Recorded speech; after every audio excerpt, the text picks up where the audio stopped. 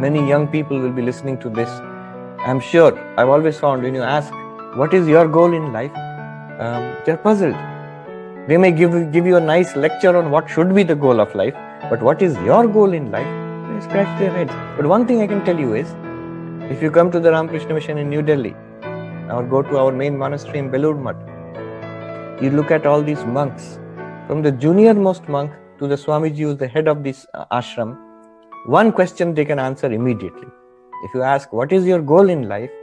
From the brahmachari, newest brahmachari, to the senior most monk, they will immediately tell, yes, we know the goal of our life. The goal of our life is Atmano Mokshartham Jagatitaya Cha. God realization and welfare of the world is the goal of my life. I had this opportunity to be at Harvard University in the Harvard Divinity School for 1 year. And during that year, I was in Boston.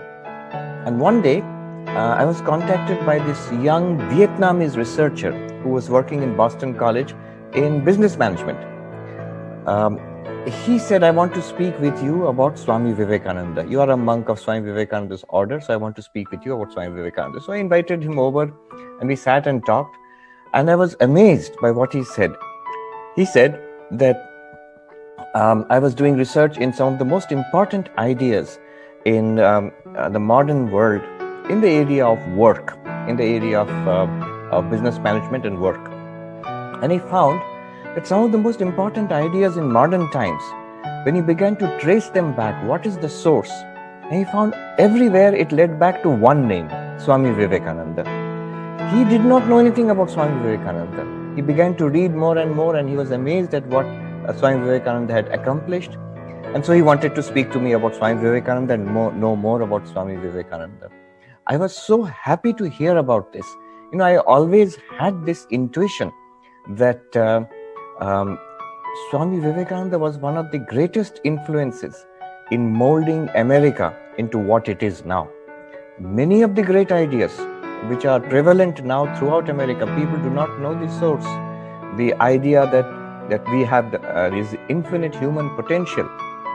The idea that happiness does not lie in external achievements, in money or power. The idea that spirituality is for everybody. The idea that the spirituality is the core of religion and all religions are harmonized on that basis. So many wonderful ideas, they have come from Swami Vivekananda. They are very strong and powerful in America now. Only people do not know the source. Recently, another book by Phil Goldberg, a book called American Veda, which talks about how Hinduism came to America. There's a full chapter there. The name of the chapter is quite funny. It says, the Swamis taught the smart guys and the smart guys taught the rest of us. So there he traces how important American intellectuals at one period, they were influenced by the Vedanta societies, which were initially established by Swami Vivekananda. I must tell you that the Vedanta society I am in right now, the Vedanta Society of New York, was the first Vedanta society and established by Swami Vivekananda himself. So Phil Goldberg writes how great American intellectuals, writers, and scholars, and philosophers, they were influenced by these ideas which were traced back to Swami Vivekananda. Joseph Campbell, who wrote about mythology, who was associated with the Vedanta Society, with the Ramakrishna Vivekananda Center here in New York. Salinger, one of the greatest American novelists. Houston Smith, whose contributions to comparative religion are without parallel. Of course, Aldous Huxley, Christopher Isherwood. All these notable people, they were heavily influenced by ideas which they got from Vedanta, from Swami Vivekananda. And then these ideas became mainstream in America through their writings. Many others were influenced by them, down to popular culture. I mean, many of you in India may be watching these Star Wars movies, one after another. The series is still continuing. But the original ideas, many of those things came from Vedanta. Joseph Campbell was a personal friend of George Lucas, and he shared some of his ideas which went into the making of the original Star Wars movies. In many, many ways, uh, ideas from India come through Swami Vivekananda and have influenced America. Today, I shall speak to you about 5 of these ideas. There is a word takeaway. So, from Swami Vivekananda, what can we take away which can improve and change our lives? So, 5 ideas. The first and most important idea is that of strength. When we come to Swami Vivekananda, many people said that Vivekananda's very presence, his words were like a tonic. So strength is the first thing that we get from Vivekananda. I would like to read out to you a quote from Swami Vivekananda about strength. Swamiji says, "Freedom is never to be reached by the weak. Throw away all weakness. Tell your body that it is strong. Tell your mind that it is strong. And have unbounded faith and hope in yourself." Again, he says, "Strength is the medicine for the world's disease. Strength is the medicine which the poor must have when tyrannized over by the rich. Strength is the medicine that the ignorant must have when oppressed by the learned. And it is the medicine that sinners must have when tyrannized over by other sinners." And so on. So this idea of strength, in the Bhagavad Gita, so many wonderful verses are there about jnana and bhakti and dhyana.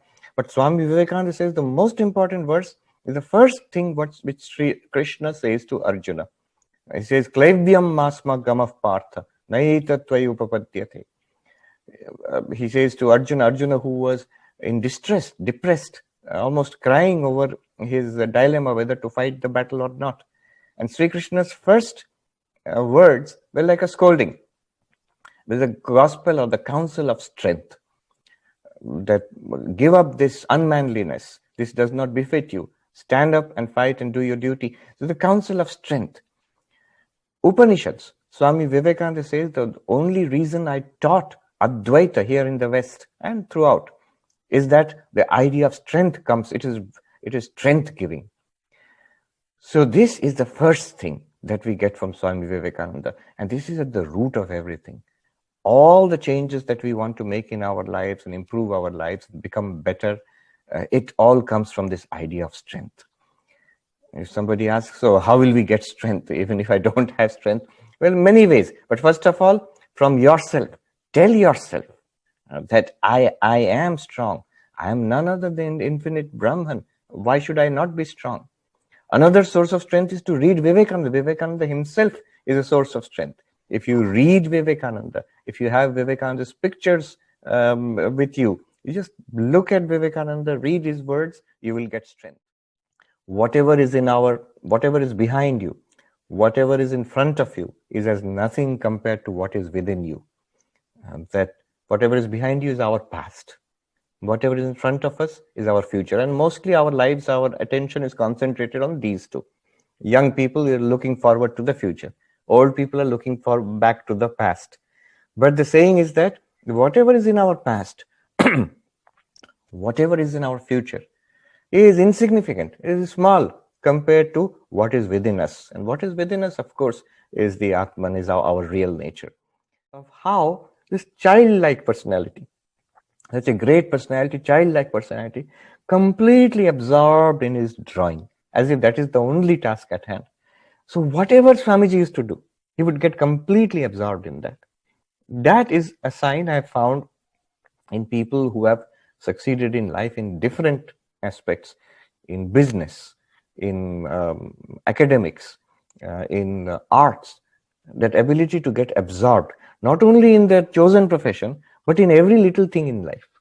So whatever they're doing, they give their fullest attention to that.